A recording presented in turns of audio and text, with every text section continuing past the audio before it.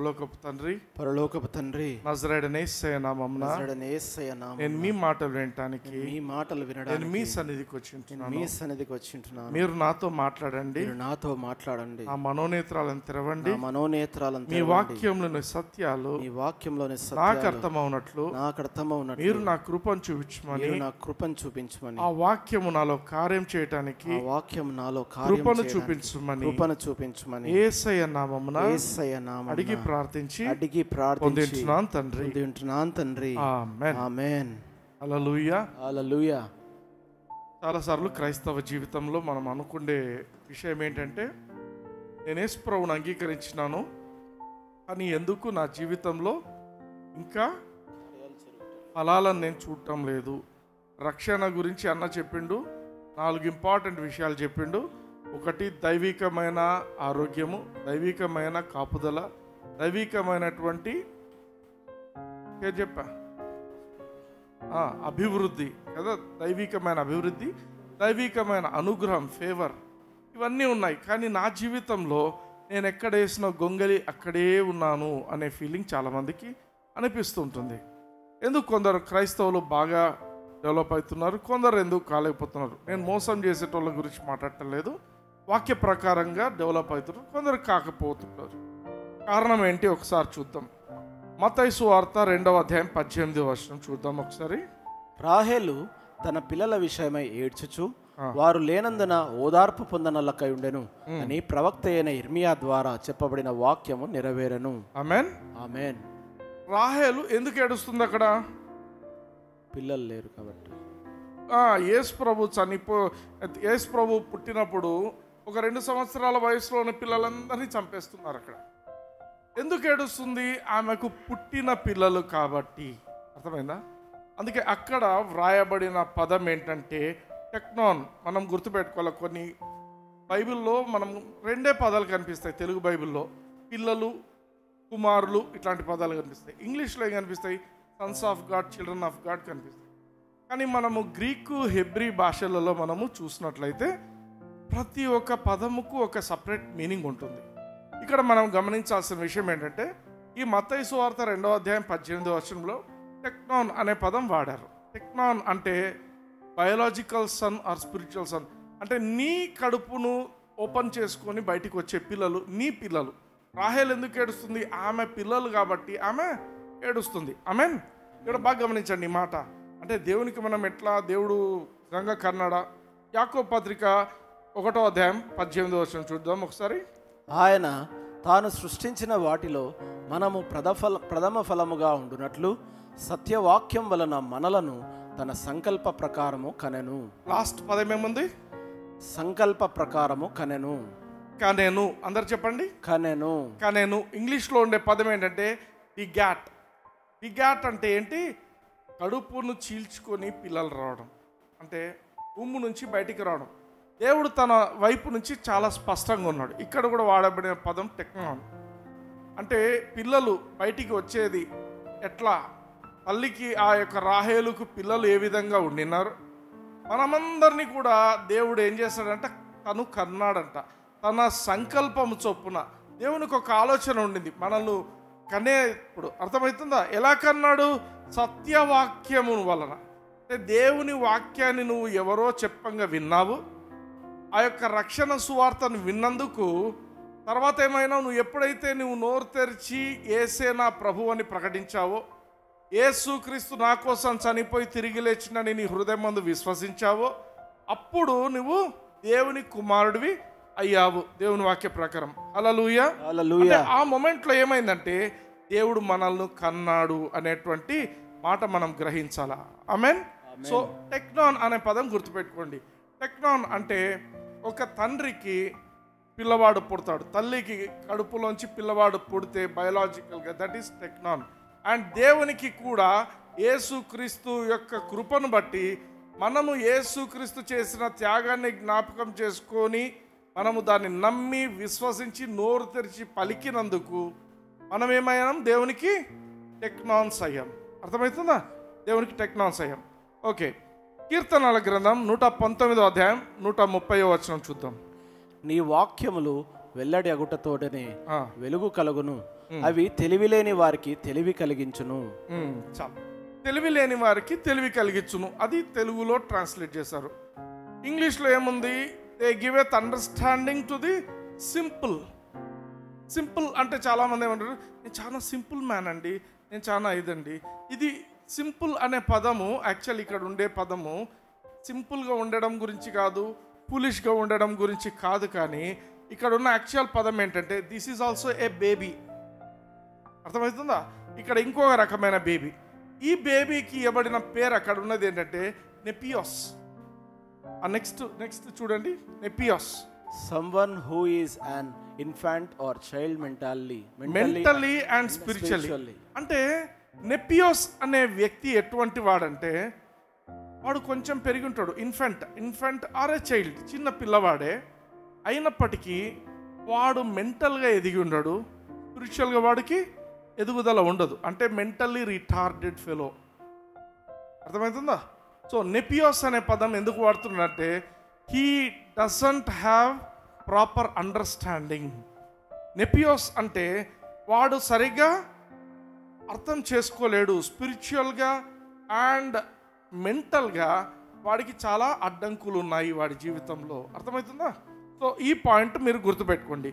నెపియోస్ అంటే ఇంకొక literal meaning గ్రీక్లో ఇవ్వబడిన పదం ఏంటంటే one who cannot talk right. అంటే సరైన మాటలు మాట్లాడలేడు వాడు, ఒకదానికి ఒకటి మాట్లాడుతుంటాడు.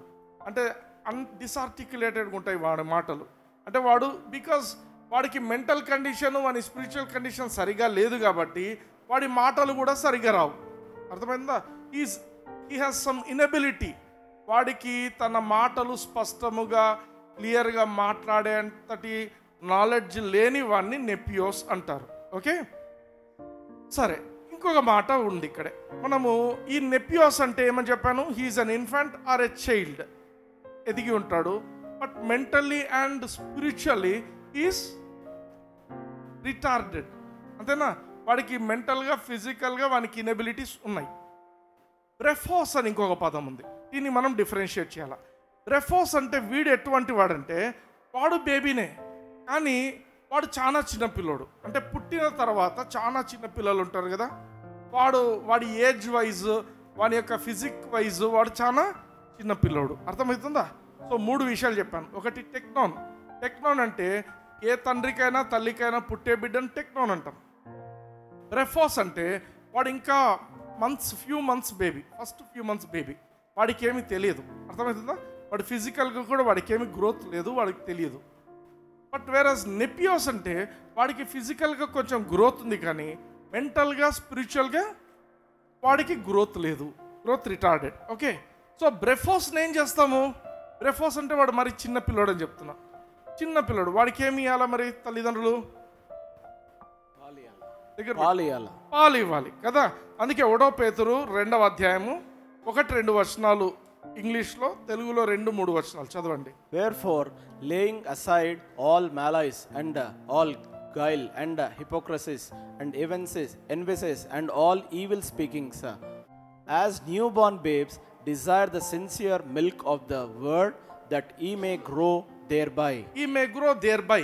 ఇక్కడ వాడబడిన పదం ఏంటి? As new born babes. ఇక్కడ వాడబడిన పదం బ్రెఫోస్.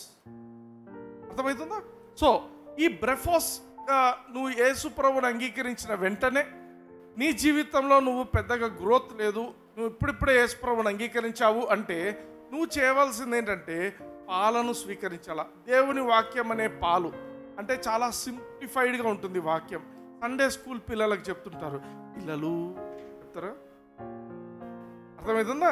సో అట్లాంటివి అవి ఏమంటారు? మిల్క్. అవి దేవుని వాక్యంలోని పాలు. అంటే ఈజీగా అర్థమైపోయే విధంగా ఉండాలి. అయితే ఈజీగా అర్థం కావాలంటే ఇక్కడ ఏం చేయాలి? కొన్ని వదిలేయాలి. ఏం వదిలేయాలా? సమస్తమైన దుష్టత్వం వదిలేయాలా, సమస్తమైన కపటం వదిలేయాలా. కపటం అంటే ఏమని చెప్పాను?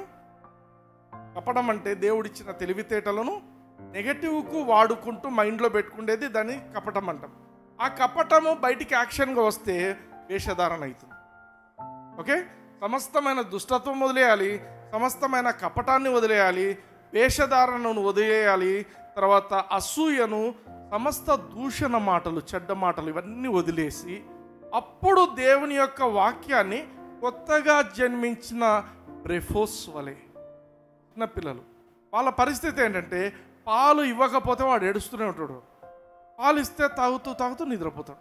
ఆకలి అయిందంటే వాడు ఇంకెవ్వరు ఆపలేరు. పాలు ఇస్తే తప్ప. అంటే నువ్వు ఆశపడాలి, ఆసక్తితో చేయాలి. అంటే ఎందుకు ఈ రెండు మాటలు ఎందుకు చెప్తున్నాడంటే నువ్వు చెడును వదిలేయాలి, దేవుని వాక్యం తీసుకోవాలి. చెడును వదిలేయకుండా దేవుని వాక్యం తీసుకుంటే అది నీ జీవితంలో పనిచేయదు దేవుని వాక్యం. అందుకే Coldarin and ice cream they don't work together. జలుబు చేసిన వాళ్ళు ఏం చేస్తారు? కోల్డారినో కోల్డాక్టో ఏదో వేసుకుంటారు, హ్యాట్రిక్కో ఇట్లాంటి పదాలు వేసుకుంటారు కదా. మళ్ళీ ఐస్ క్రీమ్ తిన్నాడు అనుకో ఏమవుతుంది? పనిచేయదా, అది టాబ్లెట్ పనిచేయదు. సో దేవుని వాక్యం నీ జీవితంలో పనిచేయాలంటే మొట్టమొదటిగా సమస్త దుష్టత్వాన్ని, ఈ 5 విషయాలు పక్కకు పెట్టేయాలి. అసూయ, ద్వేషము, అకపటము, వేషధారణ, చెడ్డ మాటలు అన్నిటినీ వదిలిపెట్టేసి బ్రెఫోస్ వలె నువ్వు దేవుని వాక్యాన్ని ఆశపడాలి. పాల వలె. అర్థమవుతుందా? పాలంటే చాలా సింప్లిఫైడ్ థింగ్స్. అంటే ఎట్లాంటివి? చాలా సింపుల్గా ఉంటాయి. అది కట్టబడిన గాడిద, విప్పబడిన గాడిద, అది చాలా సింపుల్. దాంట్లో ఏముండదు. ఇంకా గాడిదని కట్టినారు, తీసుకొచ్చినారు, యేసు ప్రభు వాడిండు. అర్థమవుతుందా? అది చాలా లైట్గా ఉంటుంది. అయితే హెబ్రీయులకు రాసిన పత్రిక 5వ అధ్యాయం 13వ వచనం చూద్దాం. మరియు పాలు త్రాగు ప్రతి వాడును శిశువే కనుక నీతి వాక్య విషయంలో అనుభవం లేని వాడై ఉన్నాడు. హల్లెలూయా, హల్లెలూయా. పాలు తాగేవాడు ఏమంటారు? వాన్ని పాలు తాగేవాడిని నాకు గ్రీక్ పదం చెప్పండి. పాలు తాగేవాడిని ఏమంటాము? బ్రెఫోస్. పాలు తాగే బ్రెఫోస్ వాడు చాలా చిన్న పిల్లోడు కాబట్టి వాడు నీతి వాక్య విషయంలో, అంటే నీతి వాక్యం అంటే దేవుని వాక్యం విషయంలో అనుభవం లేని వాడే ఉండును. ఇంగ్లీష్లో వాడే పదం ఏంటంటే ఈజ్ అన్స్కిల్ఫుల్. వాడు సరిగా వాడలేడు. దేవుని వాక్యం వింటుంటాడు కానీ వాడు దాన్ని ఎట్లా అప్లై చేయాలో వాడికి తెలియదు. Is unskilful in the word of righteousness. Actually ఈ పదం ఎందుకు వాడారంటే ఒక మిలిటరీ స్కిల్, ఒక మిలిటరీలో ఉండేటువంటి సోల్జర్ ఏ విధంగా తన కత్తిని వాడగలడు అనే దానికి ఇది నిదర్శనం. ఈ పదం ఈజ్ అన్స్కిల్ఫుల్ అంటే నువ్వు దేవుని యొక్క సైనికుడుగా ఉండి, అర్థమవుతుందా, దేవుని సైన్యంలో ఉన్నావంటే నీకు దేవుని యొక్క ఆ యొక్క కత్తిని ఏ విధంగా వాడాలో నువ్వు తెలిసి ఉండాలి. దేవుని యొక్క వాక్యమే మనకు ఖడ్గము. అర్థమవుతుంది కదా? దేవుని వాక్యం 2 అంచులు వాడగలిగిన ఖడ్గము అని చెప్తున్నాడు. అయితే ఆ ఖడ్గము వాడటం రాని వాళ్ళు ఎవరంటే పిల్లలు. అండ్ ఇంకో విషయం గుర్తుపెట్టుకోండి, నెపియోస్ అని చెప్పాను. నెపియోస్ అంటే వాడు కొంచెం పెద్దగా ఉంటాడు కానీ వాడికి మెంటల్గా స్పిరిచువల్గా వాడికి ఆటంకాలు ఉంటాయి. అంటే రిటార్డేషన్ ఉంటుంది, గ్రో అయిండడు. నెపియోస్కు మనం టీచర్ను పెట్టొచ్చు కానీ బ్రెఫోస్కు టీచర్ను పెట్టలేము. పాలు తాగే పిల్లోనికి ఎవడన్నా టీచర్ను పెట్టి ఏబిసిడీలు పలికిస్తారా? అర్థమవుతుందా? సో బ్రెఫోస్కు వాడు ఎదగాలి ఇంకా. బట్ వేరస్ నెపియోస్కు you can allot a teacher. ఆమేన్, ఆమేన్. Okay, are you understanding? yes. So ఈరోజు కొన్ని గ్రీక్ పదాలు నేర్చుకుంటున్నాం. నేర్చుకోండి, మంచిదే. And if you want anything more, Bible hub అని ఒకటి ఉంటుంది, ఒక సైట్ ఉంటుంది. You can go there, you can search for all these Greek and Hebrew words, అన్ని లెక్సికన్ ఉంటుంది దాంట్లో. ఇంకా ఓకే, అర్థమవుతుందా? Okay, you can search them. సరే, ఇప్పుడు నెపియోస్ గురించి వస్తాం. నెపియోస్ పరిస్థితి ఏంటంటే నెపియోస్ కూడా స్కిల్ లేదు వాడికి. దేవుని వాక్యం వింటూ ఉంటాడు కానీ he doesn't know how to apply the word of God to him. వాని జీవితానికి విన్న వాక్యాన్ని ఎలా అన్వయించుకోవాలి అనేది తెలియని వాడిని ఏమంటాము? నెపియోస్ అంటాం. అందుకే వాని పరిస్థితి ఎలా ఉంటుంది? గలతీయులకు రాసిన పత్రిక 4వ అధ్యాయము 1వ వచనం చూద్దాం. మరియు నేను చెప్పినదేమనగా వారసుడు అన్నిటికీ కర్త అయ్యున్నను, బాలుడై ఉన్నంత కాలము అతనికిని దాసునికి ఏ భేదమును లేదు. హల్లెలూయా, హల్లెలూయా. వారసుడు అంటే ఒక వ్యక్తి, ఇప్పుడు బ్రెఫోస్ అయిన వారసుడే కదా. బ్రెఫోస్ అంటే పుట్టిన పిల్లోడు, ఆ ఇంట్లో పుట్టిన పిల్లవాడు, చిన్నగా పాలు తాగుతున్న పిల్లోడు, ఆ ఇంట్లో ఉండే అన్నింటికి వారసుడు వాడే. నెపియోస్ కూడా అంతే. వాడు పెద్దగా ఇండు, వాడికి పెద్దగా జ్ఞానం లేదు, అయినప్పటికీ వారసుడా కాదా? వారసుడే. అయితే వారసుడు అన్నింటికి కర్త అయినను, ఈజ్ అ లార్డ్. ఆ ఇంట్లో వాడు లార్డ్. కానీ బాలుడై ఉన్నంత కాలము అంటే వాడు ఇంకా నెపియోస్గానే ఉన్నట్లయితే అతనికి దాసునికి ఏ భేదము లేదు. అర్థమవుతుందా? అంటే నెపియోస్ హీ హ్యాస్ టు గ్రో. వాడు నెపియోస్గానే ఉంటే, చిన్న బాలునిగానే ఉన్నట్లయితే ఏం జరుగుతుందంట? వాడు he will be living the life of a servant. ఒక దాసుడు ఎట్లాంటి బ్రతుకుతాడో నెపియోస్గా ఉన్న క్రైస్తవుడు కూడా అదే జీవితం జీవిస్తాడు. ఆమేన్. ఆమేన్. ఇంగ్లీష్లో ఏమంటాడంటే the heir as long as he's a child. నువ్వు వారసుని కావచ్చు, కానీ నువ్వు మేజర్ కాలేదు, ఇంకా చాలా మైనర్వి. నువ్వు ఇక్కడ వాడబడిన పదం నెపియోస్. నెపియోస్ అంటే నీకు స్పిరిచువల్గా, నీకు మెంటల్గా రిటార్డేషన్ ఉంది.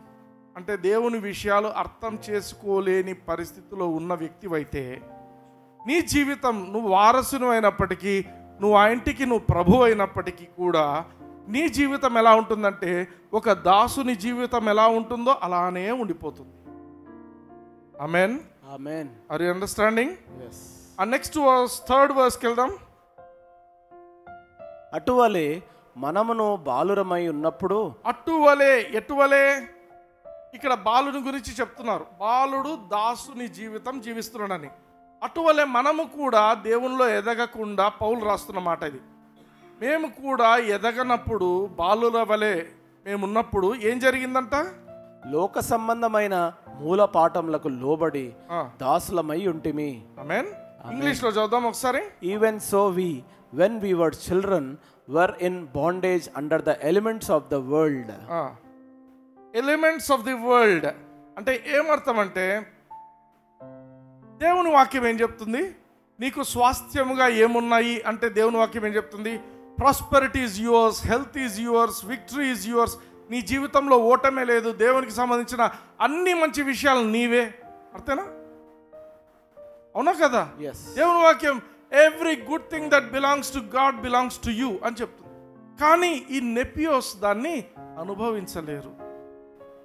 దైవికమైన కాపుదల ఉండదు, ఊకే యాక్సిడెంట్లు అవుతుంటాయి. దైవికమైనటువంటి ప్రాస్పరిటీ ఉండదు, దైవికమైన అభివృద్ధి ఉండదు, ఎప్పుడు అప్పులు ఉంటాయి. దైవికమైనటువంటి అనుగ్రహం ఉండదు, దైవికమైనటువంటి స్వస్థత ఉండదు, ఆరోగ్యం ఉండదు, ఎప్పుడు రోగాలు ఉంటుంటారు.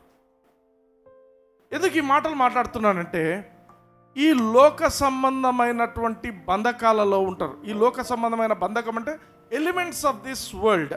అంటే దీని మీనింగ్ ఏంటంటే, ఆలోచించండి. జ్వరం వచ్చింది అనుకోండి, ఇంకా పడిపోయి ఉంటారు. ఏమంటే జ్వరం వచ్చింది వణికిపోతున్నాం. అదేంటి? జ్వరం అనేది that is an element of the world, లోక సంబంధమైన ఒక విషయం. ఏమైనా అట్లుంది గొంతు, జలుబు చేసింది. అర్థమవుతుందా? These are elements of the world. దోమ కుట్టిందంటే మలేరియా రావచ్చు, ఇంకేదైనా రావచ్చు. అంటే ఇవన్నీ these are all the elements of the world. Covid వచ్చింది, కోవిడ్ పాజిటివ్ వచ్చింది, నాకు ఇంకా అయిపోయింది, పడుకో. Those are the elements of the world. వాటిని అనుభవించే వ్యక్తిని ఏమంటాము? నెపియోస్. అర్థమవుతుందా? నెపియోస్ ఎందుకు అనుభవిస్తున్నాడంటే, ఆ నెపియోస్కు దేవుని వాక్యాన్ని ఎలా వాడాలో ఆ నెపియోస్కు అర్థం కావటం లేదు కాబట్టి is not able to use it. ఆమేన్. ఆమేన్. Are you learning something? yes. as long as you are a నెపియోస్ లాగానే ఉందాం అనుకుంటున్నారా? ఆర్ ఎదుగుదాం అనుకుంటున్నారా? ఎదగాల. ఆమేన్. నేను చాలాసార్లు చెప్తుంటాను, నాకు కోవిడ్ వార్డ్లో ఏమీ లేకుండా యూస్ టు రోమ్ అని. ఎందుకు? I grew up to that. ఎవరికో చెప్పాల్సింది ఏం లేదు. It is your individual thing. In 1997 నాకు బాగా గుర్తు, నేను 1994లో యేసుప్రభువుని అంగీకరించాను. రాంగ్ డాక్టరీన్స్ అంతా ఉండే. 97లో first time I started applying the word of God. నాకు బాగా గుర్తు, ఒకరోజు 10 o'clock I had fever with chills. వణుకుతూ ఉండినాను, పడుకున్నాను. ఐ వాజ్ ఆన్ బెడ్, కప్పుకున్నాను, దుప్పటి కప్పుకున్నాను, వణుకుతూనే ఉండినాను. బట్ స్టిల్ నాకు లోపల పరిశుద్ధాత్మ దేవుడి నుంచి నాకు వస్తున్న ఇన్ఫర్మేషన్ అంటే ఇది నాది కాదు, నేను దీన్ని అనుభవించాను. అర్థమవుతుందా? I was determined. I rebuke fever, I resist fever, I resist symptoms. నోరు తెరిచి పలుకుతూనే ఉన్నా. ఎట్లా? వణుకుతున్నా, ఒక పక్కన వణుకుతున్నా, ఇంకో పక్కన లోపల స్పిరిట్ వాజ్ వెరీ యాక్టివ్. లేదు, నేను దీన్ని అలౌ చేయను. నా శరీరం దేవుని ఆలయం, దీంట్లో ఉండటానికి వీలేదు. I was fighting. మా అక్క వచ్చి చూసింది, చాలా వేడిగా ఉంది, పారాసిటమాల్ వేసుకో. లేదు లేదు, నేను ఉండేదే లేదు. నేను పారాసిటమాల్ కాదు కదా, ఏ టాబ్లెట్ వేసుకోను.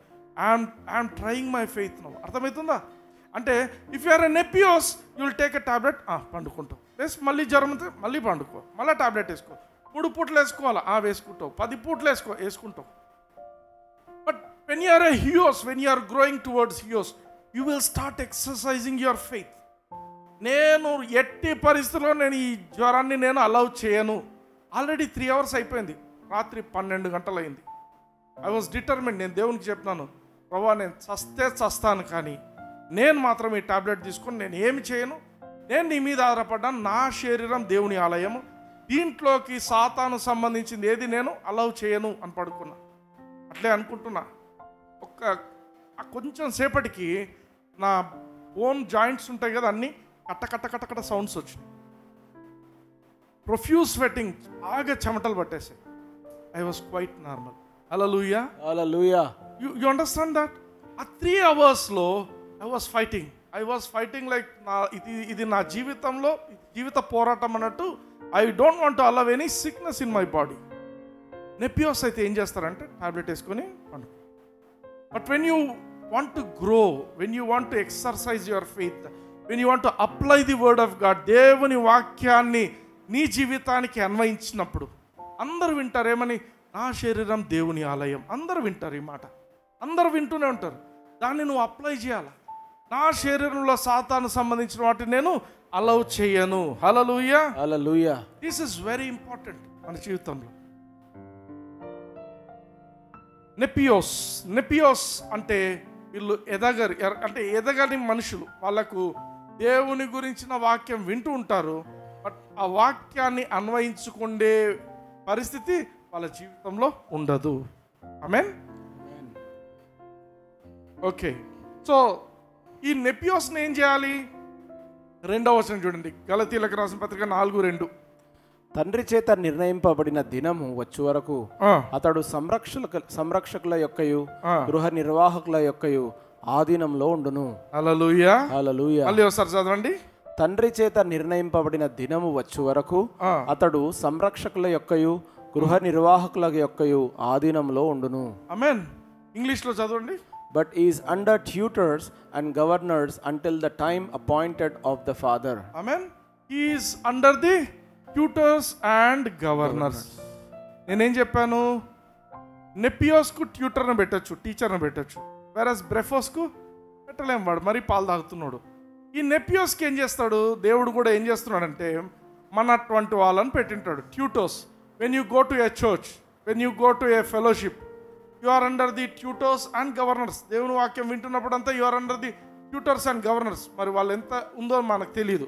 కానీ ఇక్కడున్న మాట ఏంటంటే తండ్రి చేత నిర్ణయింపబడిన దినము వచ్చు వరకు you will be under tutors and governors. అంటే దేవుడు ఏం చేస్తున్నాడంటే, సంఘాలన్నిటిని ఎందుకు దేవుడు పెట్టాడంటే, మీరు నెపియోస్ నుంచి ఎక్కడికి పోవాలా? హియోస్కు పోవాలా. హియోస్ ఇస్ హైయెస్ట్ స్టాండర్డ్. ఓకే, అక్కడి వరకు వెళ్ళాలి. అయితే ఎవరు నన్ను అనొద్దండి, మా పాస్టర్లకే తెలియదు ఇట్లాంటివి. అవన్నీ మనకు పాస్టర్ తెలుసుకొని మిమ్మల్ని గ్రో చేసే విధంగా మీరు చూసుకోవాలి. అటువంటి సంఘాలకు వెళ్ళండి. ఓకే, ఇక్కడ ఉండే విషయం ఏంటంటే, కొన్నిసార్లు ఏమవుతుందంటే, నేను ఇన్ని సంవత్సరాలు అయింది కొన్ని చర్చెస్లో జరిగే పని, నేను ఇన్ని సంవత్సరాలు ఈయన దగ్గర ఉన్నా, ఇప్పుడు నేను సడన్గా పోయి నేను సంఘాన్ని అంతటిని తీసుకొని పోయి నేను ఇంకో చోట నేను చర్చ్ పెట్టేస్తా. విన్నారా, చూస్తున్నారా ఇట్లాంటివి? People break churches. ఎందుకు? A person who is breaking churches is a నెపియోస్. ఎవడైతే సంఘాన్ని బ్రేక్ చేస్తున్నాడో వాడు నెపియోస్. వాడేమంటాడు, అలాగా నా పాస్టర్ కంటే బాగానే ప్రీచ్ చేస్తాను, నేను ఇన్ని సంవత్సరాలు అయింది, నేను ఎదిగినాను. అర్థమవుతుందా? నెపియోస్. నేను ఇంకో మాట చెప్పాను, నెపియోస్ అంటే ఏంటి? One who cannot speak properly. ఇట్లా అడ్డదిడ్డమైన మాటలు మాట్లాడి సంఘాలను బ్రేక్ చేసి తీసుకొని పోతుంటారు. వీళ్ళందరూ కూడా ఎవరు అంటే దీస్ ఆర్ నెపియోస్. నెపియోస్ దగ్గర చర్చికి పోద్దండి. ఎందుకంటే నువ్వు నెపియో, వాడు ఒక నెపియో. అర్థమైందా? Go to a person who is skilled in the word of God. దేవుని వాక్యంలో ఎదిగిన వాళ్ళ దగ్గరికి వెళ్ళండి. ఆమేన్. Amen. So a person who will talk right, వాడు చాలా ఇంపార్టెంట్. ఎందుకంటే you should be skilled in using the word of God. దేవుని వాక్యాన్ని వాడటం నేర్చుకోవాలి. ఓకే, ఇంకొక మాట అడుగుతాను. సరే, ఖడ్గం ఖడ్గం అంటున్నాం. ఖడ్గం ఎక్కడుంది క్రైస్తవునికి? వాక్యం. వాక్యం. ఖడ్గం ఎక్కడుంది? చేతిలో ఉంటుందా? హృదయంలో, నోటిలో ఉంటుంది. ఆమేన్. అందుకే స్టోమా అంటారు దాన్ని. నోటికి ఇయ్యబడిన పదం స్టోమా. మీరు బయాలజీలో ఆకు గురించి ఉంటుంది. ఆకుకు క్లోరోఫిల్ అదంతా ఉండే అది ఆ సైకిల్ చూస్తే ఎడ్జెస్కి ఉండేవి స్టొమాటా అంటాం. స్టొమాటా అనేది స్టోమా అనే పదం నుంచి వచ్చింది. స్టోమా అంటే it is the edge of a sword. అర్థమైందా? యాక్చువల్ మీనింగ్ ఆఫ్ స్టోమా is edge of a weapon, edge of a sword. అంటే ఒక క్రైస్తవునికి ఉండే వెపన్ ఏంటంటే వాని నాలుక. నీ నాలుకతో నువ్వు దేవుని వాక్యాన్ని వాడటం నేర్చుకోనగలిగి ఉండాలి. నెపియోస్ దేవుని వాక్యాన్ని నాలుక మీద తీసుకొని సరిగా వాడలేని వాడు నెపియోస్. హియోస్ అనే వాడే ఇంకో స్టేజ్. వాడేంటంటే he knows how to apply the word of God. దేవుని వాక్యాన్ని ఎలా వాడాలో వాడికి బాగా తెలుసు. అర్థమవుతుందా? అందుకే కొన్నిసార్లు ఏమవుతుంది, నెపియోస్ అంతా పనులు చెప్పినాం అనుకోండి, ఏదైనా పనులు నెపియోస్ విసుకుంటారు. 5 నిమిషాలకే అయిపోయి ఉంటుంది. వాళ్ళు ఇంత పని చేసాం, కష్టమవుతుంది, ఏసీ లేకపోతే ఏదో సమ్ కంప్లైంట్స్ వస్తుంటాయి. వాళ్ళంతా ఎవరు? నెపియోస్ విల్ బి కంప్లైనింగ్. కానీ హియోస్ గురించి మీరు గమనించండి. 2 తిమోతి 2వ అధ్యాయం 3వ వచనం చూద్దాం ఒకసారి. క్రీస్తు యేసు యొక్క మంచి సైనికుని వలె నాతో కూడా శ్రమను అనుభవించుము. హల్లెలూయా. హల్లెలూయా. ఎలా అంట? క్రీస్తు యేసు యొక్క మంచి సైనికుని వలె. దేవుడు ఏమడుగుతున్నాడు అంటే, దేవుడు తన వాక్యంలో ప్రతి క్రైస్తవుడు ఒక సైనికుడు. నువ్వు బ్రెఫోస్ అయిండొచ్చు, చిన్న పిల్లని అయిండొచ్చు, ఇప్పుడే యేసుప్రభువుని అంగీకరించుండొచ్చు, లేదా యేసుప్రభువుని అంగీకరించావు కానీ నువ్వు ఎదగకున్నావు. దేవుని వాక్యంలో బైబిల్ చదవకున్నావు, నీ స్పిరిచువల్ స్టాండర్డ్ ఏమి లేదు. అప్పుడు ఏమంటాం? నెపియోస్ అంటాం. అర్థమవుతుందా? నెపియోస్ అంటే ఏంటి? వాడు పుట్టి చాలా కాలమైంది దేవునికి, కానీ వాడు ఎదగటం లేదు, దేవునిలో వాక్యంలో ఎదగటం లేదు. వాడు వాక్యాన్ని ఎలా అన్వయించుకోవాలో వాడు తెలియటం లేదు. వాడు కావాలని వాడటం లేదో మరేమో తెలియదు. Whatever it be, he's a నెపియోస్. ఈ లోకంలోని విషయాలతో వాడు ఎంటాంగిల్ అయిపోయి ఉంటున్నాడు అంటే అని నెపియోస్. అర్థమవుతుందా? కానీ దేవుడు ఏమని కోరుకుంటున్నాడు? మనమందరము కూడా యేసుక్రీస్తు యొక్క సైనికుల వలె ఉండాలి. హల్లెలూయా. ఎంత కష్టమైన పరిస్థితి వచ్చినా నువ్వు విశ్వాసంతో దాన్ని లొంగ తీసుకోవాలి. సైనికుడు అంటే ఏం చేస్తాడు? పోరాడతాడు. You should have a fighting spirit. సైతాన్ నుంచి కానీ ఏ పరిస్థితుల గురించి కానీ నీకు వ్యతిరేకమైన పరిస్థితులు ఉంటే నీ విశ్వాసంతో వాటిని అణచివేయడమే నీకున్న పని. హల్లెలూయా. హల్లెలూయా. బ్రదర్, మీకేం తెలుసు బ్రదర్, నేను చిన్నప్పటి నుంచే ఈ రోగంతో పుట్టినాను. కొందరు నేను హార్ట్ పేషెంట్ను బ్రదర్ అంట. మా బంధువుల్లోకి ఏముంది, నేను బీపీ పేషెంట్ అయ్యా అంట. విన్నారా ఇట్లాంటి? BP patient. ప్రాబ్లం ఏంటంటే రోగాలు కాదు ప్రాబ్లం ఏంటంటే యు ఆర్ ఎ నెపియోస్. రోగం కాదు ప్రాబ్లం. ఒక క్రైస్తవునికి మీరు గమనించండి, క్రైస్తవుని ప్రాబ్లం రోగం కాదు. క్రైస్తవునికి ఉండే ప్రాబ్లం ఏంటంటే వాడు ఒక నెపియోస్. ఎందుకంటే రోమీలకు రాసిన పత్రిక 8వ అధ్యాయం 10వ వచనం చూడండి.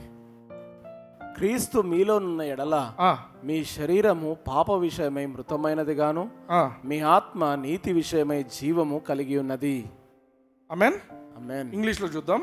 And if Christ be in you. చాలు. అంటే ఏమర్థము? క్రీస్తు మీలో ఉన్నట్లయితే, దేవుడు మీలోకి వచ్చి ఉన్నట్లయితే, పరిశుద్ధాత్మ దేవుడు మీలో ఉన్నట్లయితే, if Christ be in you the body is dead because of sin. ఒకవేళ నీ జీవితంలో పాపం ఉండినట్లయితే గతంలో, దానివల్ల నీ శరీరం మృతతుల్యం అయిపోయింది. అది సావుకు లోనైనది. అర్థమవుతుందా? Your body is dead. కానీ ఏమంటున్నాడు? But the because of sin but the spirit is life. Yes. Capital ఉందా, స్మాల్ లెటర్ ఉందా? Capital letter. క్యాపిటల్ లెటర్ అంటే పరిశుద్ధాత్మ దేవుడు. నీలో ఉన్న పరిశుద్ధాత్మ దేవుడు. ఆమేన్. యేసుక్రీస్తును అంగీకరించిన తర్వాత నీలో ఇప్పుడు పరిశుద్ధాత్మ దేవుడు వచ్చి ఉంటున్నాడు. పరిశుద్ధాత్మ దేవుడు ఏం చేస్తాడంట? Spirit is Because of righteous, spirit is life. Because of life. అందరు చెప్పండి, spirit is life. Spirit is life. Spirit is life. నీలో పరిశుద్ధాత్మ దేవుడు ఉన్నాడంటే నీకు ఏ రోగమున్నా ఏదున్నా కూడా ఆయన వచ్చేసి నీకు జీవాన్ని ఇస్తున్న దేవుడు. హల్లెలూయా. Hallelujah. Spirit is life because of righteousness. నీ నీతి ఎక్కడి నుంచి వచ్చింది? యేసుక్రీస్తు నుంచి నువ్వు నీతిమంతుని అయ్యావు కాబట్టి. ఆమేన్. Amen. ఆ దేవుని నీతి నీలో ఉందని నువ్వు గుర్తించినట్లయితే పరిశుద్ధాత్మ దేవుడు నీకు జీవాన్ని ఇస్తూ ఉన్నాడు. హల్లెలూయా. Hallelujah. రోమీయులకు రాసిన పత్రిక 8:11. నెక్స్ట్ వర్స్ చూద్దాం. మృతులలో నుండి యేసును లేపిన వాని ఆత్మ మీలో నివసించిన ఎడల, మృతులలో నుండి క్రీస్తు యేసును లేపిన వాడు చావునకు లోనైన మీ శరీరములను కూడా మీలో నివసించున్న తన ఆత్మ ద్వారా జీవింపచేయును. హల్లెలూయా. హల్లెలూయా. మృతతుల్యమైన మీ జీవితాలు. ఇక్కడ ఏమంటున్నాడు? యేసు క్రీస్తు, మృతులలో నుండి యేసును లేపిన వాని ఆత్మ. ఎవరు ఆయన? యేసు ప్రభు చనిపోయిన తర్వాత యేసు ప్రభుని తీసుకుపోయి సమాధిలో పెట్టేశారు. సమాధిలో పెట్టిన యేసు క్రీస్తును, ఆమేన్, ఆయన జీవోత్సవంగా ఉన్నాడు. యేసు ప్రభు రక్తం లేదు, ఏం లేదు. He's dead. Jesus was dead. ఆ శరీరం dead body, 3 days dead body. అప్పుడేమైందంట? మృతులలో నుండి యేసును లేపిన వాని ఆత్మ. యేసును లేపిన దేవుడంటే తండ్రి అయిన దేవుడు. ఆయన ఆత్మ ఎవరంటే పరిశుద్ధాత్మ దేవుడు. అదే పరిశుద్ధాత్మ దేవుడు మీలో నివసించిన ఎడల, హల్లెలూయా, హల్లెలూయా, మీలో నివసించిన ఎడల మృతులలో నుండి యేసు క్రీస్తును ఏ విధంగా లేపినాడో చావునకు లోనైన మీ శరీరాలను, చావునకు లోనైనవి శరీరాలు, ఎందుకు? ఏదో రోగం వస్తుంది, ఏదో వస్తుంది, వాటిని ఏం చేస్తాడంట? చావుకు లోనైన మీ శరీరములను కూడా మీలో నివసించుచున్న తన ఆత్మ ద్వారా. ఎవరు తన ఆత్మ? పరిశుద్ధాత్మ. పరిశుద్ధాత్మ ద్వారా జీవింపజేయును. ఆమేన్. ఆమేన్. ఆమేన్. This is a very powerful verse. అంటే కొన్నిసార్లు మనకేముంటుందంటే, రోగం వచ్చింది, ఈ కంప్లైంట్స్ అన్నీ ఉంటాయి కదా, రోగాలు వచ్చినాయి, అవి వచ్చినాయి, ఇవి వచ్చినాయని. ఆనెస్ట్గా చెప్తున్నాను, దేవుడు నిన్ను రోగం వచ్చిన వ్యక్తికి ఎప్పుడు చూడడు. కొందరు అంటుంటాడు, ప్రభా అంత నొప్పి ఉంది ప్రభా, నాకు కష్టం ఉంది ప్రభా, నువ్వు చూడు ప్రభా అంటుంటాడు. ప్రార్థన వీళ్ళేమనుకుంటారంటే, నేను ప్రార్థన చేసినా నేను ఇది తగ్గిపోతుంది. దేవుడు అసలు నిన్ను అట్లా ఆ దృష్టితో చూడటం లేదు. ఎందుకు? నీలో పరిశుద్ధాత్మను పెట్టి నిన్ను జీవింపజేస్తున్నాడు ఆయన. నువ్వు అది అర్థం చేసుకోకుండా ఇంకా నువ్వు రోగంలో ఉండి, ప్రభా నన్ను రోగం నుంచి స్వస్థత పరచు, నేను స్వస్థత పడాలి అనుకుంటుంటారు. అది కాదు ఇక్కడ. దేవుని యొక్క దృష్టి ఏంటంటే, నెపియోస్ అట్లా ప్రార్థన చేస్తారు. నెపియోస్ ఏమంటే, ప్రభా రోగం వచ్చింది, నాకు రోగం తీసేయి. తీసేసేదేం లేదు, సిలువలో అన్నీ అయిపోయినాయి. తీసేయడము అన్నీ అక్కడే అయిపోయినాయి సిలువలో. అందుకేమంటాడు? ఆయన పొందిన దెబ్బల వలన మీరు స్వస్థత పొందితిరి. అయిపోయింది. ఎప్పుడు పొందినారు? నువ్వు ఏ రోజు యేసుక్రీస్తుని అంగీకరించినావో ఆ రోజే అయిపోయింది. దేవుని వైపు నుంచి ఎప్పుడు అయిపోయింది? సిలువలోనే అయిపోయింది. హల్లెలూయా. మన రోగాలను ఆయన సహించిండు. మన మన మన యొక్క పేదరికాన్ని, మన కష్టాలను అన్నిటినీ ఆయన అనుభవించిండు. హల్లెలూయా. హల్లెలూయా. ఈరోజు కొత్తగా నిన్ను రోగం వచ్చిన వాళ్ళగా ఆయన చూడడు. దేవుని దృష్టిలో నువ్వు ఏ రోజు యేసుక్రీస్తుని అంగీకరించావో ఆ రోజే నువ్వు పర్ఫెక్ట్ పర్సన్. ఆమేన్. ఆమేన్. హల్లెలూయా. హల్లెలూయా. దేవుడు అందుకే దేవుని దృష్టిలో నీకు ఏ రోగం లేదు, నీకు షుగర్ లేదు, నీకు హార్ట్ డిసీజ్ లేదు, నీకు ఈవెన్ పిల్లలు లేని వాళ్ళకి పిల్లలు లేరు అనేది లేదు. దేవుని దృష్టిలో నువ్వు ఫలించే వ్యక్తివి. హల్లెలూయా. హల్లెలూయా. బ్రదర్, జెనెటిక్ డిసీజెస్ ఎట్లా? జెనెటిక్ డిసీజెస్ కూడా చెప్తాను. For example sickle cell disease అంటారు. సికిల్ సెల్ డిసీజ్ అంటే అది కొంచెం జెనెటిక్గా చాలా ఒక కష్టమైన డిసీజ్. అది వస్తే పోదు. అటువంటి డిసీజ్ వాడు యేసు ప్రభువుని అంగీకరించాడు అనుకుందాం. పరిశుద్ధాత్మ దేవుడు వాని మీద దిగొచ్చిండు. కొన్నిసార్లు ఏమవుతుంది? అభిషేకం వల్ల వాడికి ఉన్న ఆ జెనెటిక్ డిజార్డర్ రెక్టిఫై అయిపోతుంది. అర్థమవుతుందా? కొన్నిసార్లు ఏమవుతుంది? ఆ జెనెటిక్ డిజార్డర్ రెక్టిఫై కాకపోయినప్పటికీ కూడా he can live a normal life. హల్లెలూయా. అర్థమవుతుందా? అదే మిరకల్ అంటే. వాడికి జీవితంలో వాడికి డాక్టర్ రిపోర్ట్ ఏమో వీడు సికిల్ సెల్ డిసీజ్ అని ఉంటుంది. వీడేమో కంప్లీట్గా నార్మల్గా బ్రతుకుతుంటాడు. హల్లెలూయా. Hallelujah. That is the miracle of the word of God. అందుకే దేవుని వాక్యాన్ని విశ్వాసం అనే జీవితం కలిగి జీవించడం అనేది చాలా ఇంపార్టెంట్ క్రైస్తవునిగా. ఆమేన్. దేవుడు ఏమంటున్నాడంటే అవి ఏమున్నప్పటికీ you can walk over them. For example వాడు HIV పాజిటివ్ అనుకుందాం, కానీ వాడు HIV అంటే ఎయిడ్స్ పేషెంట్. యేసు ప్రభువుని అంగీకరించాడు. యేసు ప్రభువుని అంగీకరించిన తర్వాత పరిశుద్ధాత్మ దేవుని బాప్తిస్మం పొందిండు, దేవుని వాక్యాన్ని బాగా ధ్యానిస్తున్నాడు. అయితే వాడు డాక్టర్ దగ్గరికి వెళ్ళిండు. డాక్టర్ దగ్గరికి వెళ్ళిన తర్వాత HIV రిపోర్ట్ పాజిటివే ఉంది. HIV రిపోర్ట్ డాక్టర్ నుంచి పాజిటివ్ వచ్చినంత మాత్రాన దేవుని దృష్టిలో వానికి రోగం ఉన్నట్ట లేనట్టు. అర్థమవుతుందా? నువ్వు దేవుని దృష్టి, దేవుని రిపోర్ట్ ఆలోచించాలి ఫస్ట్. దేవుడు ఏం చెప్తున్నాడు తన వాక్యంలో అనేది మనము ఆలోచించాలి. హల్లెలూయా. ఇట్ డజంట్ మ్యాటర్ నీకు నీ పరిస్థితి ఏమి అనేది. నువ్వు రిపోర్ట్ కంటే ముఖ్యంగా నువ్వు ఎదుగుతున్నప్పుడు, దేవునిలో ఎదుగుతున్నప్పుడు, when you are becoming a హ్యూయోస్, you will overcome anything in this life. హల్లెలూయా. Hallelujah. ఆమేన్. Amen. అందుకే కొందరు ఏమంటారంటే ప్రూఫ్ ఉండాలా బ్రదర్, మనకు బాగా ఏంటంటే ప్రూఫ్ ఉండాలా. నేను ఒక సింపుల్ ఎగ్జాంపుల్ చెప్తాను. నా జీవితం ద్వారా దేవుడు చేసిన కార్యం చెప్తాను. నా స్నేహితుని యొక్క భార్యకు 3 times IVF ట్రై చేశారు. వాళ్ళు పిల్లలు లేరు. 3 times IVF ట్రై చేశారు. డాక్టర్ రిపోర్ట్లో ఆమెకు ఒక్క ఎగ్ కూడా లేదని చెప్పారు. అయిపోయినాయి, ఎగ్స్ లేవు. డాక్టర్ రిపోర్ట్లో ఎగ్ లేదు. కానీ దేవుడు నాకు ఇచ్చిన కళ ఏంటంటే 2 పిల్లలు ఉన్నారని ఇచ్చాడు దేవుడు. దేవుని రిపోర్ట్ ఏమో 2 పిల్లలు, అక్కడ చూస్తే ఒక్క ఎగ్ లేదు. ఆమేన్. నేను కళలో నాకు దేవుడు చెప్పిన ప్రకారం నేను వాళ్ళకి అదే చెప్పింటు. కొంతకాలానికి ఏమైంది, షీ కన్సీవ్డ్. 2 times జరిగింది. ఆమె కన్సీవింగ్ ఒకసారి కాదు, 2 జరిగినాయి. అర్థమవుతుందా? She conceived. మరి ఇప్పుడు ఎవరిని అడగాల మనం పోయి? డాక్టర్ దగ్గర గుడ్డు లేదు, డాక్టర్ నీకేమో ఆ రిపోర్ట్ ఇచ్చిండు, గుడ్డే లేదని డాక్టర్ రిపోర్ట్ ఇచ్చిండు, బట్ కన్సీవ్ అయిందంటే ఏమర్థం? You understand? అర్థమవుతుందా? డాక్టర్స్ రిపోర్ట్ ఇంపార్టెంటా, దేవుని రిపోర్ట్ ఇంపార్టెంటా? దేవుని రిపోర్ట్ ఇంపార్టెంట్. అందుకే యెషయా ఏమంటాడు తెలుసా? ప్రవ్వా మా రిపోర్ట్ని ఎవరు నమ్ముతున్నారు ప్రవ్వా? రాన్ కెనలి అనే ఆయన పాట రాసింది, whose report shall we believe. నువ్వు ఎవరి రిపోర్ట్ నమ్ముతావు? దేవుని రిపోర్ట్ నమ్ముతావా? లోకంలో ఉండే ఈ రిపోర్ట్స్ నమ్ముతావా? హియోస్ ఏం చేస్తారంటే దేవుని రిపోర్ట్ నమ్మి ఆ ప్రకారంగా పోతుంటారు. అదే నెపియోస్ ఏం చేస్తారంటే బ్లడ్ టెస్ట్ చేయించుకుంటారు, షుగర్ ఇంకా ఉందా, ఇంకా అట్లా, ఇంకా తగ్గలేదు. అర్థమవుతుందా? You know what I'm saying? ఒకే మాట. అందుకే ప్రూఫ్స్, మాకు సైన్స్ ఇవి కావాలంటే యేసు ప్రభు దగ్గర కూడా వచ్చినారు కొందరు పరిసయ్యులు. నువ్వు క్రీస్తు అని చెప్పడానికి మాకు ఒక సైన్ అన్నాడు. యేసు ప్రభు ఏమన్నాడు తెలుసా వాళ్ళతో? సర్ప సంతాన మచ్చల్ అన్నాడు. అర్థమైందా? ఇఫ్ వాంట్ సైన్స్, సైన్ ఉంటే తప్ప నువ్వు నమ్మవా? దెన్ నువ్వు సైన్స్ లేకపోతే నేను నమ్మను, లేకపోతే రిపోర్ట్ లేకపోతే నేను నమ్మను అంటున్నావంటే యు ఆర్ ఏ నెపియోస్. అర్థమవుతుందా? హల్లెలూయా. అందుకే రిపోర్ట్స్ ఇంపార్టెంట్ కాదు. కొన్నిసార్లు they may be positive, they may be negative, whatever it be, it is immaterial. నీవు దేవునిలో ఎదుగుతూ దేవుని వాక్యాన్ని స్వీకరిస్తూ లివ్ ఏ నార్మల్ లైఫ్.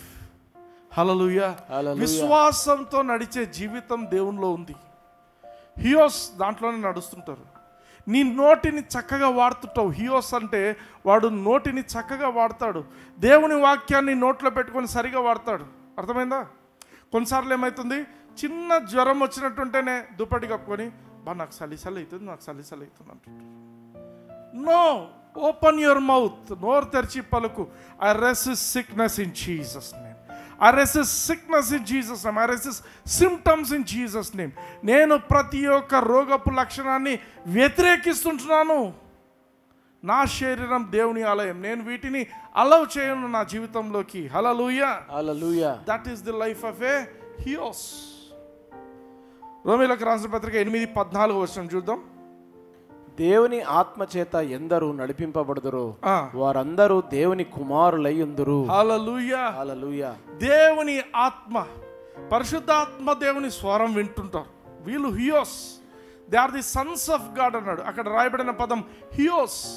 హియోస్ అంటే he's the son of God. హియోస్ Grown up son. హియోస్ అంటే ఎవరంటే he's a grown up son. వాడికి రెస్పాన్సిబిలిటీస్ తెలుసు. He's already trained. అర్థమవుతుందా? He's trained.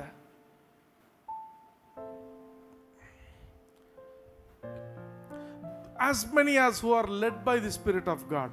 పరిశుద్ధాత్మ చేత ఎందరు నడిపింపబడుదురో వాళ్ళందరూ కూడా దేవుని కుమారులు. దే ఆర్ హియోస్. అంటే నువ్వు పరిశుద్ధాత్మ దేవుని స్వరం వినగలిగి ఉండాలి. సైతాన్ వచ్చి నీకు ఇట్లా చేయి అట్లా చేయని చెప్తుంటాడు. ఒక శోధన వచ్చినప్పుడు నువ్వు ఇట్లా చేయి అట్లా చేయని చెప్తుంటాడు. నువ్వు ఆ టైంలో పరిశుద్ధాత్మ దేవుని యొక్క స్వరం విని నేను ఇక్కడ నుంచి వెళ్ళిపోవాలి, నేను దీన్ని చేయకూడదు. అర్థమవుతుందా? అంటే నువ్వు పరిశుద్ధాత్మ చేత నడిపింపబడాలా. ఊరికే స్వరం విని పరిశుద్ధాత్మ దేవుడు ఇది చేయొద్దు అంటే ఆ విని మళ్ళా పోయి చేసినావు అనుకో, నువ్వు దేవుని కుమారుడు కాదు. కొన్నిసార్లు ఏమవుతుంది, అమ్మ నాన్న చెప్పే మాటలు విని మళ్ళీ పోయి చేస్తారు, అది తప్పు. అర్థమైందా? హియోస్ అంటే యు ఆర్ గ్రోన్ అప్. వీడు ఎలా గ్రో అయిండు? 15వ వచనం చూద్దాం. ఏలయనగా మరలా భయపడుటకు మీరు దాస్యపు ఆత్మను పొందలేదు, కానీ దత్తపుత్రాత్మను పొందితిరి. ఆ ఆత్మ కలిగిన వారమై మనము అబ్బా తండ్రి అని మొరపెట్టుచున్నాము. ఆమేన్. ఫస్ట్ టైం ఈ వాక్యం నేను బైబిల్లో చదివినప్పుడు బాధపడినా, భలే ఏడ్చిన. ఏంది ప్రభా, నేను నీకు పుట్టినాను అనుకున్నాను, ఈడ చూస్తేనేమో దత్తపుత్ర ఆత్మ అన్నారు, అడాప్షన్ అంటున్నారు, నన్ను నువ్వు అడాప్ట్ చేసుకున్నావు ప్రభా అని భలే బాధ అనిపించింది. అంటే అనాథ పిల్లలు అడాప్ట్ చేసుకుంటారు కదా, అప్పుడు చాలా బాధపడ్డాను, ఎందుకు ప్రభా ఇట్లుంది అని. కానీ దేవుడు నాకు వాక్యంలో తెలియపరిచింది ఏంటంటే, ఇప్పుడు నువ్వు నెపియోస్తున్నావు, అర్థమైందా? నెపియోస్తున్నావు. నెపియోస్కు టీచర్ అవసరం కదా. నెపియోస్కి ఎవరు కావాలా? టీచర్. బ్రెఫోస్కు టీచర్ లేదు, ఎందుకు? వాడు పాలు తాగేటోడు, వాడికేం టీచర్ లేదు. సో నెపియోస్కు టీచర్ అవసరం. రాజులు ఏం చేసేవాళ్ళు, పాతకాలంలో రాజులు వాళ్ళకు పుట్టిన పిల్లలను, ఒక 10 మంది పిల్లలు పుట్టి ఉంటారు, 10 మంది పిల్లలను వాళ్ళు ఏం చేస్తారు, they will send to tutors, వాళ్ళ యొక్క టీచర్స్ దగ్గర పంపిస్తారు. యుద్ధ నైపుణ్యాలు నేర్చుకోవడానికి, చదువు నేర్చుకోవడానికి, అన్ని విషయాలలో ఆరితేరటానికి వాళ్ళని చేస్తారు. చేసిన తర్వాత వాళ్ళలో ఎవరైతే బాగా ట్రైనింగ్ పొంది ఉంటారో ఆ టీచర్స్ దగ్గర వాళ్ళను ఆ రాజు సింహాసనం మీద కూర్చుండబెడతారు. నెక్స్ట్ అర్థమవుతుందా? Yes or no? ఆ టీచర్స్ ఎవరైతే వీళ్ళకు చదువు చెప్తారో తీసుకొని కొన్ని సంవత్సరాలు వాళ్ళ దగ్గరే ఉంటారు, రాజు దగ్గర ఉంటారు వాళ్ళు. ఆ టీచర్స్ వీళ్ళను అడాప్ట్ చేసుకుంటారు. అడాప్ట్ అంటే దత్తత తీసుకుంటారు. కొంతకాలానికి రాజకుమారులను ఆ టీచర్స్ దత్తత తీసుకొని వారికి కావలసిన చదువు సంధ్యలు, ఆ యుద్ధ నైపుణ్యాలు అన్నీ నేర్పించి వాళ్ళను చక్కగా తయారు చేసిన తర్వాత మళ్ళీ రాజుకు అప్పగిస్తారు. అప్పగించేప్పుడు వాళ్ళ ప్రోగ్రెస్ రిపోర్ట్ ఇస్తారు, ఎవరు బాగున్నారు వీటిలో, ఎవరెవరికి ఎటువంటి టాలెంట్స్ ఉన్నాయి అనేది వాళ్ళు ఇస్తారన్నమాట. అర్థమవుతుందా? సో దేవుడు కూడా మనల్ని కన్న తర్వాత, నువ్వు యేసుక్రీస్తుని అంగీకరించిన తర్వాత పరిశుద్ధాత్మ దేవుని నీలోకి పంపించి, అర్థమవుతుందా? పరిశుద్ధాత్మ దేవుడు నీకు ఒక టీచర్గా ఉండి నీకు అన్ని విషయాలు నేర్పించడంలో, నువ్వు బైబిల్ చదువుతున్నప్పుడు నిన్ను అడుగడుగునా నిన్ను నేర్పించటంలో ఆయన తోడ్పడుతుంటాడు. ఆమేన్. ఒకసారి చూడండి, గలతీ 4:2 మళ్ళీసారి. తండ్రి చేత నిర్ణయింపబడిన దినము వచ్చే వరకు అతడు సంరక్షకుల యొక్కయు గృహ నిర్వాహుల యొక్కయు ఆధీనంలో ఉండును. ఆమేన్. తండ్రి సమయం వరకు నువ్వు తొందరపడి అయిపోయింది, నేను ఇప్పుడే పాస్టర్ అయిపోయినా, నువ్వు పాస్టర్ కాదు, ఏం కాదు. అక్కడ నీ ఇష్టం కాదు, నీ సమయం కాదు. నేను చాలా కాలం నేను దేవుని వాక్యం చదివినాను, అది కాదు ఇంపార్టెంట్. ఇక్కడ తండ్రి చేత నిర్ణయింపబడిన సమయం. దేవునికి తెలుసు నిన్ను ఎప్పుడు పైకి తీయాలా, దేవుడికి తెలుసు నీకు ఎప్పుడు వాక్యం చెప్పించాలా, దేవునికి తెలుసు నీతో ఎట్లా సంఘం పెట్టించాలా, అన్నీ దేవునికి తెలుసు. కానీ తొందరపడి సంఘాలను బ్రేక్ చేయకూడదు. అర్థమవుతుందా? ఇక్కడ ఏమంటున్నాడు, పరిశుద్ధాత్మ దేవుడు మనకు ఒక టీచర్గా ఉంటున్నాడు. హీఈస్ గైడింగ్ అస్.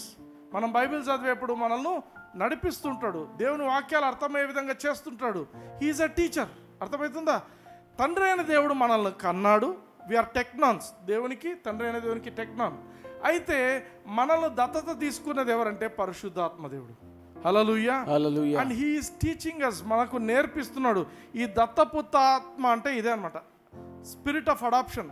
పరిశుద్ధాత్మ దేవుడు మనల్ని అడాప్ట్ చేసుకొని మనల్ని హ్యూస్గా మారుస్తుంటాడు. ఆమేన్. ఇప్పుడు చూడండి 16వ వచనం కొద్దాం. రోమీయులకు రాసిన పత్రిక 8:16. మనము దేవుని పిల్లలమని ఆత్మ తానే మన ఆత్మతో కూడా సాక్ష్యం ఇచ్చుచున్నాడు. ఆమేన్. మనము దేవుని పిల్లలము. మనము దేవుని పిల్లలము. ఒక శోధన వస్తుంది.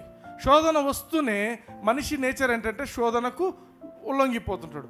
అప్పుడు పరిశుద్ధాత్మ దేవుడు ఏం చెప్తాడు? విను కొంచెం, నువ్వు దేవుని కుమారునివి. హల్లెలూయా. హల్లెలూయా. నువ్వు ఈ శోధనలో పడటానికి వీల్లేదు. ఆయన సాక్ష్యం ఇస్తుంటాడు, నీకు గుర్తు చేస్తుంటాడు, నువ్వు దేవుని వ్యక్తివి, నువ్వు దేవుని యొక్క కుమారునివి, నువ్వు దేవుని కుమారుని నుండి సైతాను కార్యాలను చేయడానికి వీల్లేదు. He will be repeatedly telling, మనము దేవుని పిల్లలమని ఆత్మ తానే మన ఆత్మతో కూడా సాక్ష్యం ఇస్తున్నాడు. He's witnessing always. The spirit itself beareth witness with our spirits that we are the children of God.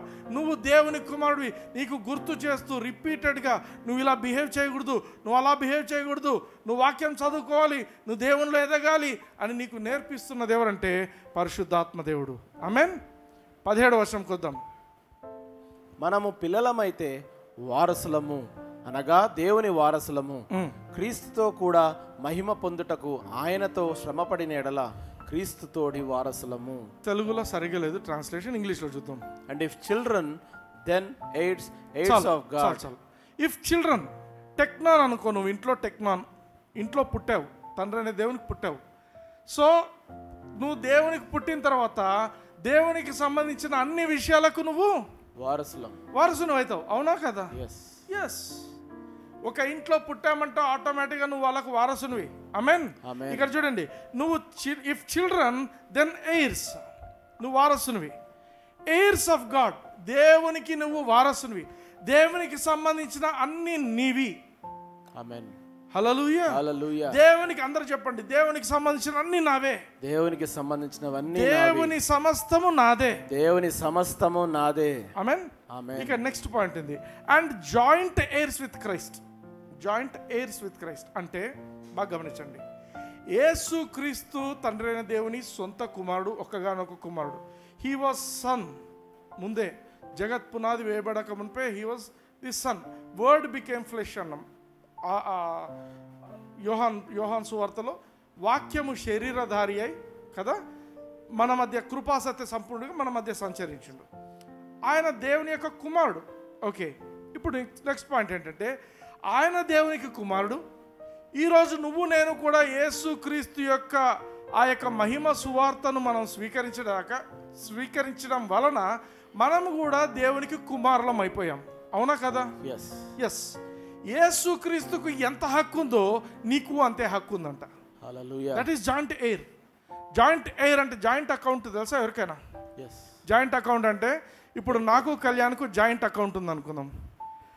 Kalyan పోయి నేను లేకుండా కళ్యాణ్ సైన్ చేసేది తీసుకోవడానికి లేదు. అర్థమైందా?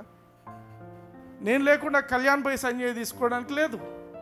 కళ్యాణ్ లేకుండా నేను పోయి తీసుకోవడానికి లేదు. ఇద్దరు పోవాలి, ఇద్దరు సంతకం చేయాలి, ఇద్దరు తీసుకోవాలి. హల్లెలూయా. జాయింట్ ఎయిర్ అంటే అక్కడ ఒక ₹1,00,00,000 ఉంటే ₹1,00,00,000 నాకెంత భాగం ఉందో ఆయనకు అంతే భాగం ఉంది. ₹1,00,00,000 నాకెంత హక్కు ఉందో ఆయనకంతే హక్కు ఉంది. అర్థమవుతుందా? ఇప్పుడు ఇదే పాయింట్ గుర్తు చేసుకోండి. తండ్రి అయిన దేవుని ఆస్తిలో యేసు క్రీస్తుకు ఎంత హక్కు ఉందో నీకు నాకు అంతే హక్కు దేవుడు కల్పించుంటాడు. హల్లెలూయా. హల్లెలూయా. This is so powerful in our lives. We are joint heirs. I'm a joint heir with my God. హల్లెలూయా. హల్లెలూయా. నా తండ్రి అయిన దేవుడికి ఆయన ఒక్కగానొక్క కుమారుడైన యేసు క్రీస్తు, ఆయన వల్లనే నేను రక్షణ పొందాను. బట్ స్టిల్ దేవుడు ఏం చేసిందంటే ఆయన నేను పూజిస్తున్నాను, ఆరాధిస్తున్నాను, కానీ ఈ వారసత్వం విషయానికి వచ్చేసరికి ఆయనకు నాకు సమానంగా వారసత్వం ఇస్తున్నాడు. హల్లెలూయా. హల్లెలూయా. ఇజంట్ గాడ్ సో గుడ్ కదా? ఎంత మంచి దేవుడు. హల్లెలూయా. హల్లెలూయా. If children, I'm a child of God. టెక్నాన్ నుంచి నువ్వు యాజ్ లాంగ్, అందుకే గమనించండి, టెక్నాన్ నుంచి నెపియోస్ వరకు ఉన్నావు అనుకో, యూ కెనాట్ బి, ఏమంటారు, you will live a life of a servant. ఒక సేవకుని జీవితమే, ఒక దాసుని జీవితమే జీవిస్తావు. But when you come to the level of హ్యూస్, డబ్బులు ఎట్లా తెచ్చుకోవాలో నీకు తెలుస్తుంది. దేవుని వాక్యాన్ని ఉపయోగించి నువ్వు డబ్బును సంపాదించడం తెలుస్తుంది నీకు. అర్థమవుతుందా? You will speak to the money and money will come. You will speak to money, money will come. హల్లెలూయా. హల్లెలూయా. ప్రవ్వా నాకు ఇంత డబ్బు కావాలా ప్రవ్వా అని అడగడం కాదు. దేవుడు నీకు అధికారం ఇచ్చింటున్నాడు. He has given you authority, he has given you inheritance. నీకు వారసత్వం ఇచ్చింటున్నాడు. You will speak and you will get it. నీకేం కావాలో నువ్వు పలుకుతావు, నువ్వు పొందుతావు. మనము పిల్లలమైతే వారసులం. అండ్ ఎటువంటి వారసులము? We are joint heirs with Christ. క్రీస్తుతో కూడా, అంటే యేసు క్రీస్తు ప్రభువు ఆయనకున్న ఆస్తిలో ఆయనకెంత ఆస్తి ఉందో నీకు నాకు అంతే ఆస్తిని దేవుడు పెట్టి ఉంటున్నాడు. హల్లెలూయా. 18వ వచనం కొద్దాం. మన ఎడల ప్రత్యక్షము కాబోవు మహిమ ఎదుట ఇప్పటి కాలపు శ్రమలు ఎన్నతగినవి కావని ఎంచుచున్నాను. ఆమేన్. ఇప్పుడు చిన్న విషయం ఏదైనా జరిగితే నేను యేసు ప్రభువును వదిలేస్తా, నాకు దేవుడు వద్దు అనుకుంటుంటారు కొందరు. అర్థమైందా? చిన్న కష్టం వచ్చినా ఏం వింటున్నాడు దేవుడు ఎక్కడున్నాడు? కానీ హియోస్ అలా ఉండరు. హియోస్ ఏం చేస్తారంటే విశ్వాసముతో ఆ పరిస్థితిని మార్చుకుంటారు, తనకు అనుకూలంగా మార్చుకుంటారు. హల్లెలూయా. ఏ పరిస్థితి అయినప్పటికీ నీకు వ్యతిరేకమైన పరిస్థితిని ఒక క్రైస్తవునిగా నీకు అనుకూలంగా మార్చుకోగలిగిన సామర్థ్యం దేవుడు నీలో పెట్టి ఉంటున్నాడు. ఆమేన్. ఆమేన్. ఆమేన్. God is in you. నీలో ఉన్నవాడు లోకంలో ఉన్నవానికంటే గొప్పవాడు. కాబట్టి ఏ పరిస్థితికి కూడా అబ్బా ఇంత శ్రమ వచ్చింది, అంత శ్రమ వచ్చింది, ఇంత డబ్బులు పోయినాయి, అంత డబ్బులు పోయినాయి, నో వే. హల్లెలూయా. వాటి గురించి బెదిరిపోకూడదు, వాటి గురించి పట్టించుకోకూడదు. హల్లెలూయా. హల్లెలూయా. 19th verse. దేవుని కుమారుల ప్రత్యక్షత కొరకు సృష్టి మిగుల ఆశతో తేరి చూచుచు కనిపెట్టుచున్నది. ఆమేన్. ఆమేన్. సృష్టి ఎదురు చూస్తుందంట. హియోస్, నువ్వు నెపియోస్ లాగానే ఉన్నావంటే దేవుని యొక్క సృష్టి చాలా బాధపడుతుంది. దేవుని యొక్క సృష్టి నీ కోసం నా కోసం మనం ఎప్పుడు ప్రత్యక్షపరచబడతాము అనే దానికోసం దేవుని సృష్టి ఎదురు చూస్తున్నాడు. ఆమేన్. ఆమేన్. దేవుని కుమారుల ప్రత్యక్షత కొరకు హియోస్గా నువ్వు మారాలి. హియోస్గా మారి నువ్వు దేవుని యొక్క సృష్టిని విడుదల చేయాలనేది దేవుని యొక్క కోరిక. దేవుని కోరిక, సృష్టికి కూడా అదే ఉంది ఎక్స్పెక్టేషన్. చూడండి ఎందుకు 20వ వచనం చూడండి. ఏలయనగా సృష్టి నాశనమునకు లోనైన దాస్యంలో నుండి విడిపింపబడి దేవుని పిల్లలు పొందబోవు మహిమగల స్వాతంత్ర్యము పొందునను నిరీక్షణ గలదై. పొందుదునన్న నిరీక్షణ కలిగి సృష్టి ఏమైందంటే ఆదాము ఎప్పుడైతే పాపం చేస్తుంటున్నాడో దేవుడు ఆదామును శపించకుండా ఆదాము చేసిన పాపానికి ఈ భూమిని అంతటినీ శపించేస్తుంటాడు. ఈ భూమితో పాటు అన్నీ ఇప్పుడు ఈరోజు మనకు ఎండలు ఎక్కువైనాయి, ఏమేమో అంటారు కదా, గ్లోబల్ వార్మింగ్, సునామీలు వచ్చినా లేకపోతే వరదలు వచ్చినా పెద్ద పెద్ద న్యాచురల్ కలామిటీస్ ఇవన్నీ కూడా సృష్టి శాపం కింద ఉన్నందుకు ఇవన్నీ వస్తుంటాయి. అర్థమైందా? సృష్టి ఆల్రెడీ శపించబడింది. ఈ సృష్టి నాశనమునకు లోనైంది. సృష్టి అంతా కూడా నాశనం అయిపోయే పరిస్థితి ఉంది. అయితే ఈ దాస్యంలోంచి ఈ సృష్టిని విడిపించాలి. ఎవరు విడిపించాలి? We are the people who have to speak to the creation. ఎండలు విపరీతంగా పెరుగుతున్నాయి, యూ స్పీక్ టు దెమ్. యేసు క్రీస్తునామమున ఎండలు తగ్గిపోవాలి, ఈ తాపం తగ్గిపోవాలి, ఈ డిజాస్టర్స్ ఉండటానికి వీల్లేదు, అర్త్క్వేక్స్ రావడానికి వీల్లేదు. వెన్ యు ఆర్ మేనిఫెస్టింగ్, నువ్వు హియోస్గా ఉన్నంత వరకు నీతో పాటు నీ చుట్టూ ఉన్న వాళ్ళందరూ కూడా సేఫే. ఎవరికి కష్టం రాదు. అర్థమవుతుందా? When you are going in a flight, ఆ ఫ్లైట్ నువ్వు హియోస్ అయితే ఆ ఫ్లైట్ అసలు క్రాష్ కాదు. ఆమేన్. నువ్వు ఏదైనా బస్సులో పోతున్నావు, ఆ బస్సుకి అసలు యాక్సిడెంట్ కాదు నువ్వు హియోస్ అయితే. Everybody will be safe with you. అంటే సృష్టి నాశనానికి లోనైంది.